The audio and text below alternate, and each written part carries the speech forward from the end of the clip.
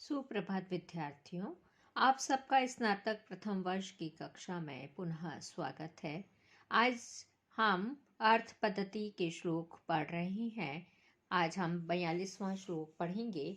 यस्य अस्ति वित्तं सः नरः कुलीनः स पंडितः सः श्रुतवान् गुणज्ञः स एव वक्ता स च दर्शनीः सर्वे गुणः कांचनम् आश्रयन्ति। इस श्लोक में धन का महत्व बताते हुए भर्तृहरि कह रहे हैं, यस्य अस्ति जिसके पास है, क्या? वित्तम अर्थात धन है, जिसके पास धन है। स नरः कुलीनः वह व्यक्ति अच्छे कुल का है। स पंडिता वही विद्वान है। स श्रुतवान और वही सुनने योग्य भी है, उसकी बातों को सुना भी जाता है। गुणज्ञ वह गुणग्राही है। स एव वक्ता वही बोलने वाला है। स च दर्शनीय वही देखने योग्य है। सर्वे गुणः कांचनम आश्रयन्ति सभी गुण कांचन अर्थात सोने का आश्रय लेते हैं। सोने से तात्पर्य यहाँ धन से लिया गया है कि सब चीजें धन की ओर आकर्षित होती हैं। यहाँ पे कवि ने धन का महत्व बताया है।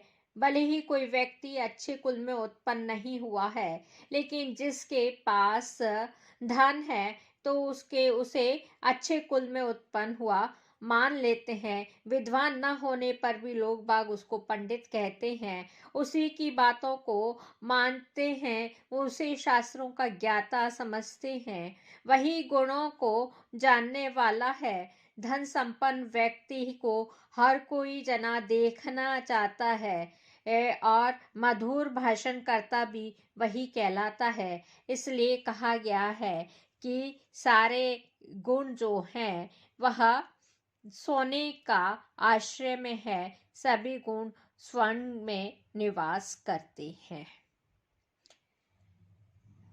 यहाँ पे उपजाति छंद है, अर्थांतरन्यास अलंकार है, वैदर्भी रीति प्रसाद गुण है। यस्यास्ति यहाँ पे दीर्घ संधि है। पंडितः पंडा संजात यस्मिन् सह बहुव्रीहि समास है। दर्शनीय में अन्य दृष्ट धातु अन्य प्रत्यय है। आश्रयन्ति आ उपसर्ग है, श्री धातु और लट लकार प्रथम पुरुष बहुवचन है। अब आगे 43वां श्लोक पढ़ते हैं। दौर्मन्त्र्यात् नृपतिर्विनश्यति यतिः संगात् कुलोः लालनात् विप्रो अध्ययनात् कुलं कुतनयात् शीलहं खलोपासनात् ह्रीमद्यात् अन्वेक्षणात् अपि कृषिः स्नेहः प्रवासाश्रयः मैत्री वा अप्रणयात् समृद्धिनयात् त्यागात् प्रमादात् धनम। यहाँ पे कवि धन के विनाश के अनेक कारणों को स्पष्ट कर रहा है। नृपति ही राजा, दौ मंत्र्यात यानी बुरी मंत्रणा से विनश्यति नष्ट हो जाता है। अगर राजा को मंत्री लोग सही सलाह नहीं दे, बुरी मंत्रणा करें तो उसका विनाश निश्चित है। यति ही संगात और यति यानी योगी जन संगत से नष्ट होता है। सुतो लालनात और पुत्र अधिक लाड़ प्यार से नष्ट हो जाता है। विप्रह ब्राह्मण अनध्ययनात अध्ययन नहीं करने से नष्ट होता है। और कुल जो है वह कुतनयात बुरे पुतने अर्थात कुपुत्र से वंश नष्ट हो जाता है।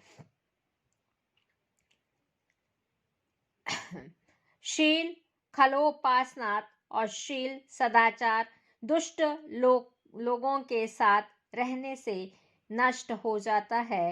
ह्री लज्जा, मद्यात और मद्य यानी शराब का सेवन करने से, अन्वेक्षणात् अपि कृषि और खेती अगर देखभाल नहीं करें तो खेती नष्ट हो जाती है। स्नेह, प्रवास, आशया और प्रेम विदेश में रहने से नष्ट होता है। मैत्री व अप्रणयात मित्रता स्नेह न होने से नष्ट हो जाती है। समृद्धि अनयात ऐश्वर्य अन्याय से नष्ट होता है। त्यागात प्रमादात और धन त्याग एवं प्रमाद से विनिश्यति नष्ट हो जाता है। बुरी मंत्रणा से राजा, आसक्ति से योगी, लाड प्यार से पुत्र, नहीं पढ़ने से ब्राह्मण, कुपुत्र से वंश, दुर्जन से की उपासना से, सदाचार और मद्य का सेवन करने से लज्जा, देख रेख नहीं करने से खेती और विदेश में रहने से प्रेम, स्नेह न होने से मित्रता, अन्याय से ऐश्वर्य और त्याग अथवा प्रमाद से धन का विनाश होता है। यहाँ पे यह बात कवि भर्तृहरि ने कही है।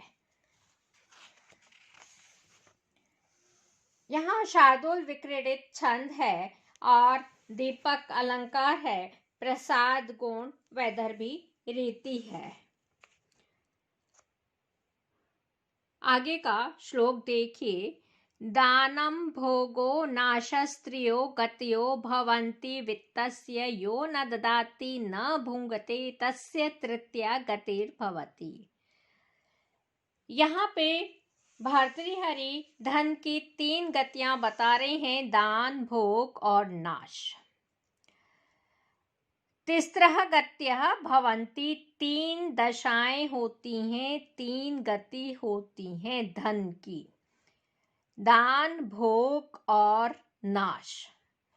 तीसरो गत्यो भवन्ति वित्तस्य, अर्थात धन की 3 गतियां हैं, दान, भोग और नाश।